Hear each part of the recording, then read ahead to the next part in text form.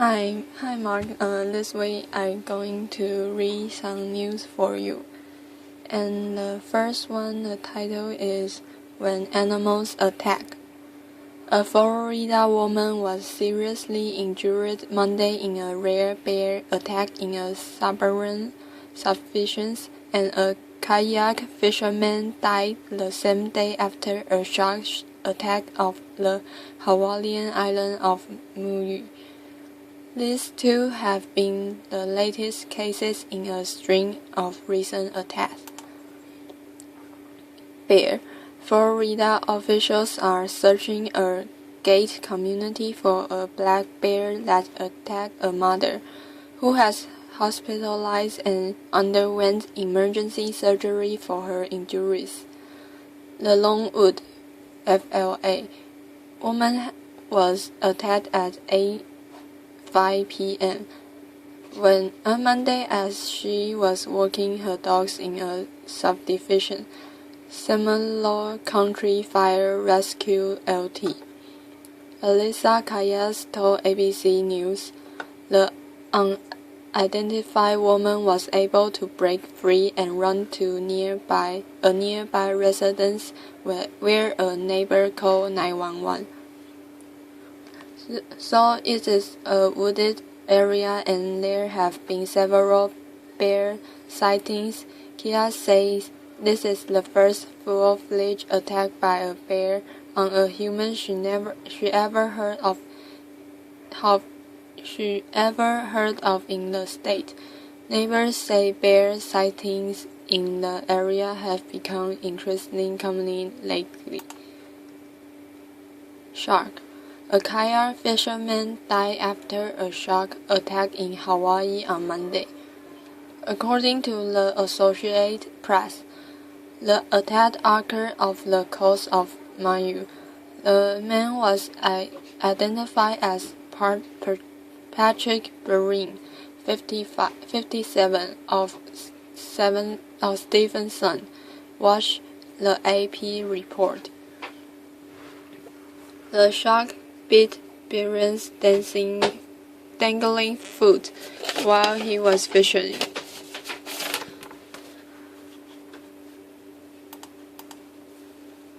Cocker. An Oregon Big Cat Sanctuary's head keeper was killed at the facility after being mauled by two cougars in November, according to a state medical examiner. Reading Randy Wilson Champman, 36, the head keeper at Wildcat Haven Sanctuary in Shorewood, ORE, was found dead in the cat's cage, according to sanctuary officials. Ransom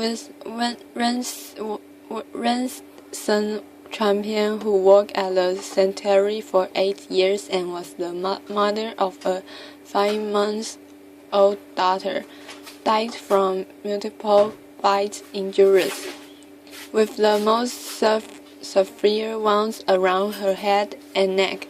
Dr. Christopher Young, a forensic pathologist for the Oregon State Medical Examiner's Office, told abcnews.com. Alligator. In July, a Florida teen whose head was grabbed by an alligator and dragged underwater managed to fight off the gator and make it to safety. Andrew Hudson, 17, of Winter Spring, was out swimming with friends at Little Big Acorn State Park in Glenfall, FLA. When he stood, he kicked a log in the water, but moments later, Hudson was fighting to get his head out of the jaws of a 10-foot-long alligator. It came from behind, got his head and dragged him under. His friend Mark O'Shea told ABC News Orlando, FLA affiliate WFTV-TV. Hudson was able to fight off the alligator and make it back to shore. The gator bites left puncture marks on the left side of his head. O'Shea then ran to get help for Hudson, who was covered in blood, WFTV-TV reported. He survived after being taken to a hospital and treated for lacerations and puncture wounds. And the first news is over.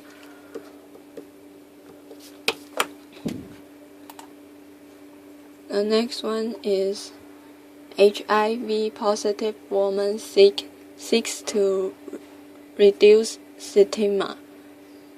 Sabrina Hurd was lying in her hospital bed numb on crack cocaine when she received her HIV positive diagnosis.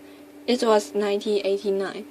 She just given birth to twins, and a bright pink sign taped on the wall outside of her room warned doctors and nurses to beware of bodily fluids. The nurses scowled and scolded her upon finding out that she had HIV. "You kill your babies," they told her. I heard the nurses debating about who was going to take my blood. Hers said, "That wasn't very nice at that time. I didn't have the education and knowledge to even fully understand the diagnosis I had just been given." None of her 5 children have HIV, but the state did eventually take all of them away, still addicted to crack. Her said she was in a mental and physical fog, a numbness that she couldn't shake until deciding to get clean. "I have got to get these babies back," Hurd one day realized. She hit rock bottom in June 2000. With her children in foster care and her addiction spiraling and controlling every aspect of her life, Hurd visits a detox center in Washington, D.C., where she began to make small goals for herself that would eventually lead to larger ones. Hurd has now been clean for 13 years and worked as a community HIV health worker with Women's Collective, a DC-based organization that seeks to meet the health needs of low-income women, girls, and those living with HIV/AIDS by reducing the barriers to care and strengthening networks of support. Well, it looks like most other office buildings. Women's Collective contains a room with free children's clothes, and another offers free food. An impressive altar with candles and funeral programs sit at the back of the office. Photos of silent who died of AIDS fill the room. Washington, D.C. is one of the areas hardest hit by HIV in the U.S., with 2.7% of the district's population infected. More than 80% of those diagnosed are Black. But D.C. is also a microcosm for what is seen happening throughout the country in these types of hotspots. Small, densely populated communities with overlapping sexual network viral transmissions. The aspect of many of these cities with hotspots, including D.C., Network, Baltimore, and Atlanta, often have unique health care access challenges. A sufficient low-income area, high drug use, and sufficient rates of other sexually transmitted disease, according to the Cassier Family Foundations. Heard creates relationships in order to educate women in her city about HIV, and she often travels with Women's Collective Mobile Unit that offers free testing and information, along with the tote bag filled with coupons for free food, condoms, and a variety of hygiene products. Her gives off her personal cell phone number to anyone who needs guidance, and she sometimes joins silence in the doctor's office at their appointments regarding HIV diagnosis and treatment. One of the biggest issues in her community, like many imperfect HIV hotspots in the U.S., is education and access to care, she said. There can be a real lack of compassion, which only deters people from getting tested and potentially test positive, a character assassination, she said. There has to be a common language within the community, said Heard. You have to relate to the patterns and not just have someone who lives across the river in a condo talk at you about your disease from behind a desk. And this news is over.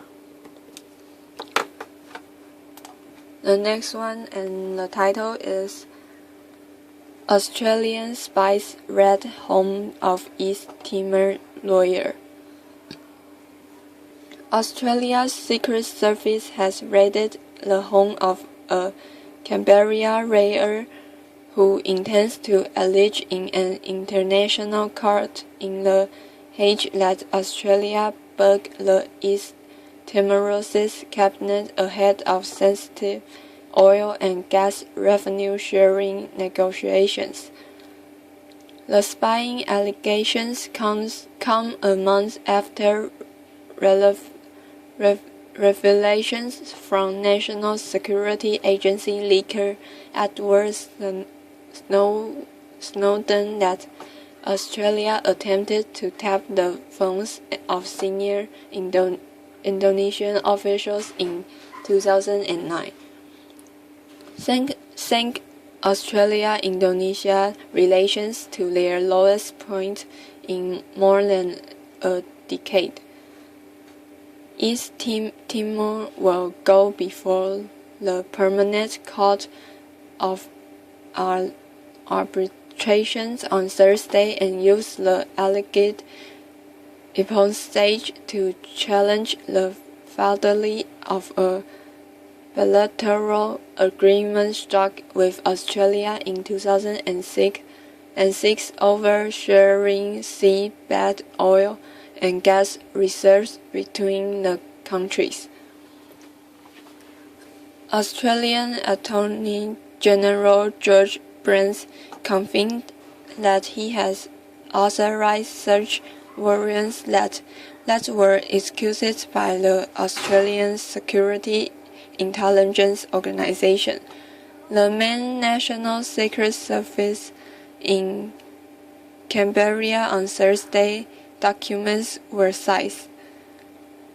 Lawyer Berend Collery, who will represent East Timor in The Hague, has confirmed that his home was raided. Brand's office did not confirm or deny media reports that the home of an unnamed former spy was also raided. Brandes did not comment on an Australian broadcasting group report that the former spy's passport had been confiscated, preventing him from giving advances in The Hague. Brandes said the raids were not conducted to help Australia fight the court case. The variants were issued by me on the grounds that the documents' sizes contained intelligence related to security matters, Randall said in a statement. I have instructed ASIO that the material taken into possession is not under any circumstances to be communicated to those conducting those proceedings on behalf of Australia, he added.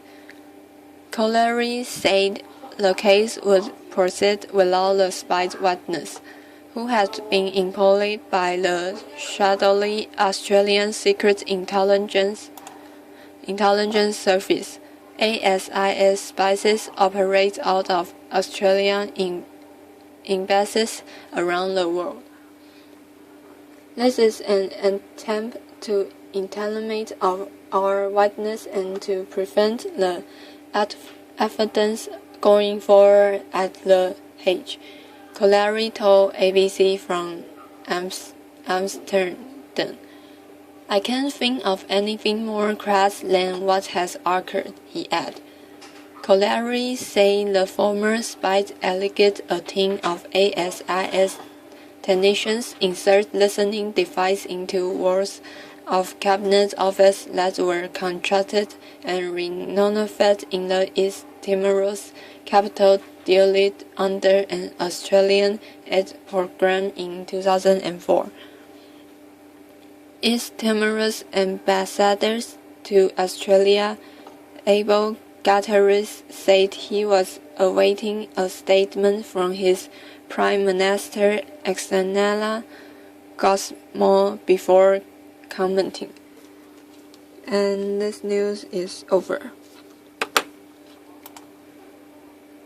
The next one is medical mystery.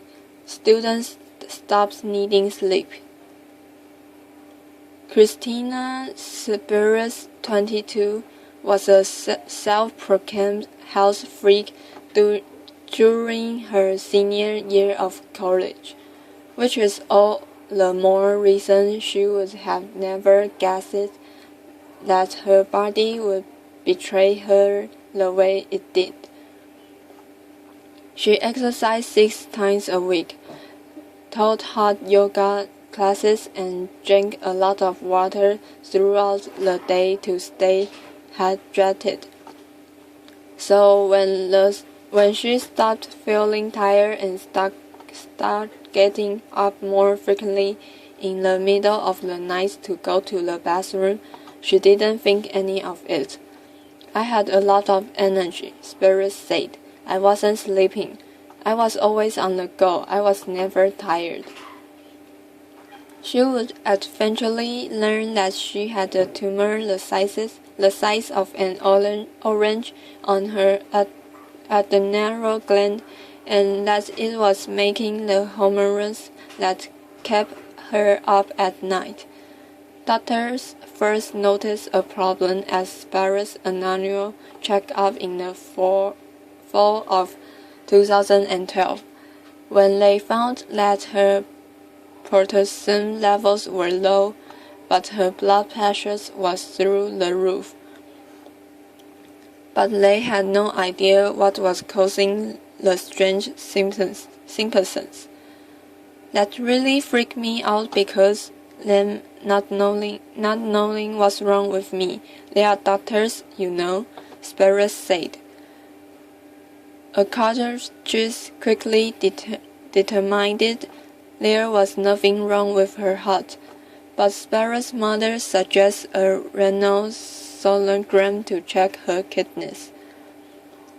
Spiros noticed that the sonogram technician spent a long time lying over her kidneys and looked confused.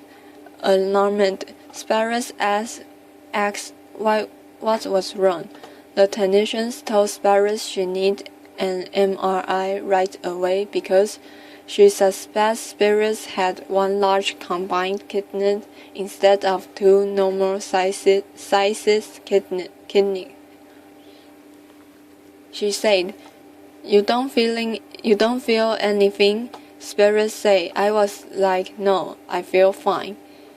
The MRI would never reveal that Spears has normal kidneys.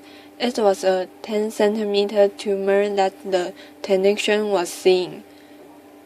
I was in complete shock, she said, explaining that she phoned her parents immediately to tell them that she needed surgery. Then I got so upset, honestly. I have no idea where this came from. Then she met Dr. William Ibnett, co-director of the Adrenal Center at Mount Sinai Hospital in New York City. Upon learning that Spears' tumor was producing two hormones, cortisol and aldosterone, he feared that the tumor was cancerous. On October 18, 2012, she scheduled surgery to remove it the following Halloween.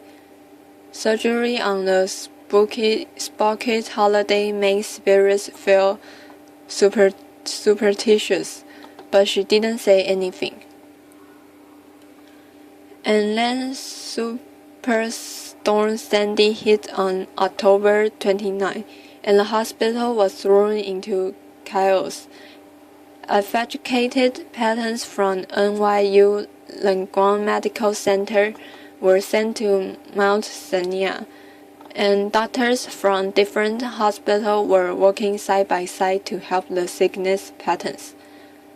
The hospital was packed, and most regular surgeries were cancelled. We had to really negotiate and find a team that could staff the case, Ibnett said, adding that the needed nurses, anesthesiologists, and others to operate. Spears' parents kept the reality of the storm mostly hidden from her. But before she handed her glasses to her father to be wheeled off into the operating room, she saw all of the beds of patients displaced by Sandy. I was just kind of a little teary, she said. Remember the cold of the operating room and the little warmth offered by the hospital grown.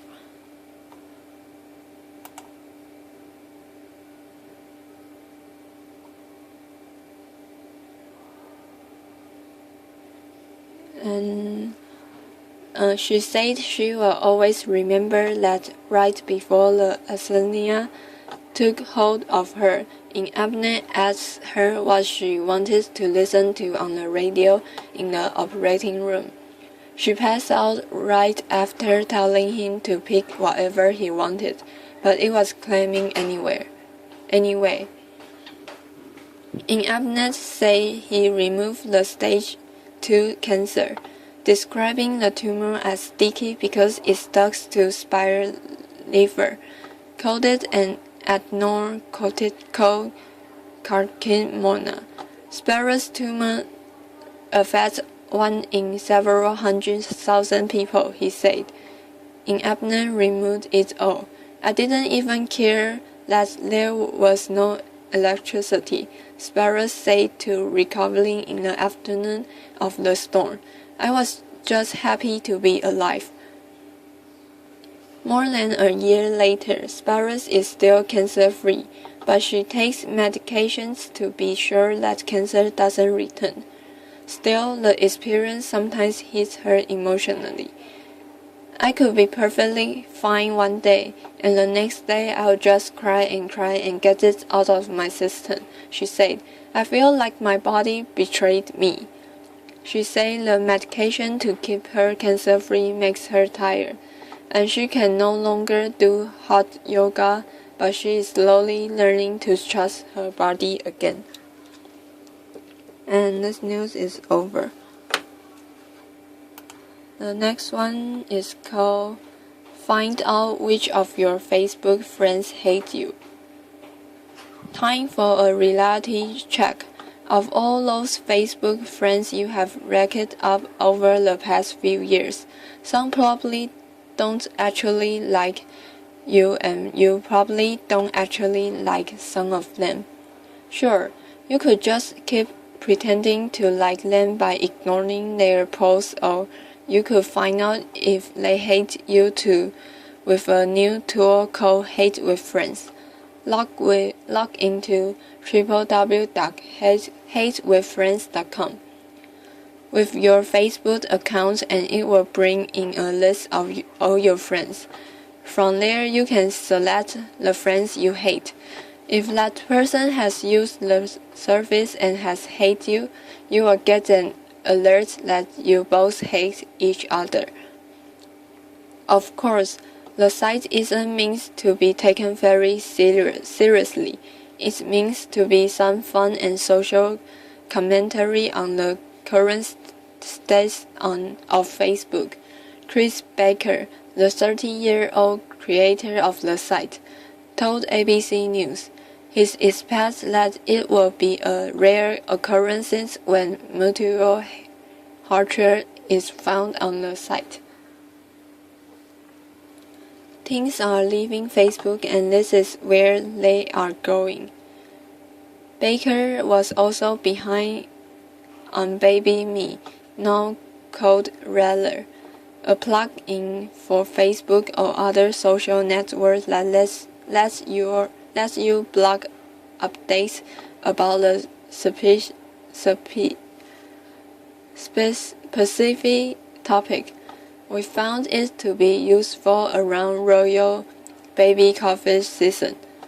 Baker created Hate with Friends with two of his friends who thought it would be fun to poke fun at both Facebook and Band with Friends, an app that allows you to sign into the service via Facebook and then select the friends of the opposite sex that you are like to well band.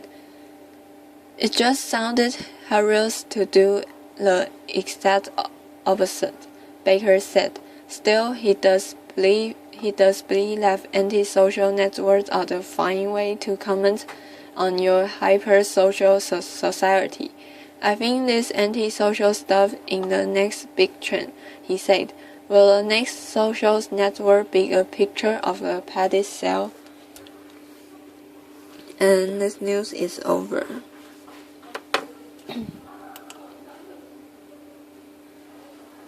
The next one, and the title is Apple buys Tupsi, Twitter search tool. Apple might be becoming a bit more social. Apple has purchased Tupis Labs, a Twitter and a social media search platform, for more than $200 million.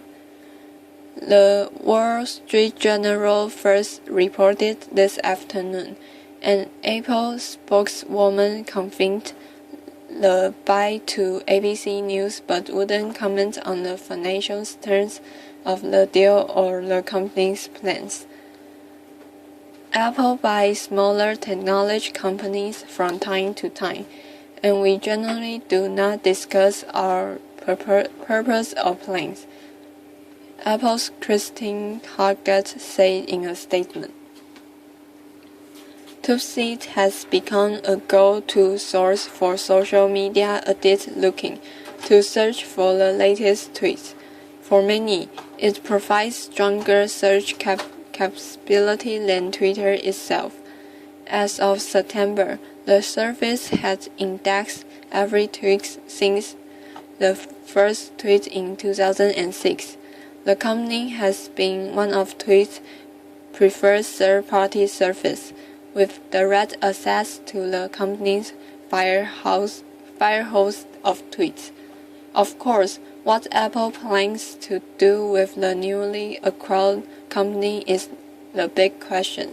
Tim Cook, Apple CEO, has long said that the company plans to integrate with other social networks rather than build its own. When ABC News asked Cook about its plans for social networking at the All Things WWDC conference in June 2012 could say, Apple needs to be social, but it doesn't have to own a social network. Apple also declined to comment on whether the service would remain open to the public. HopStop, a public transit map company acquired by Apple in July, still remains open for business. Apple has integrated Bing search in Siri and Twitter, Facebook, and other social services into its iOS and Mac OS X operating system. And this news is over. Bye bye, Mark.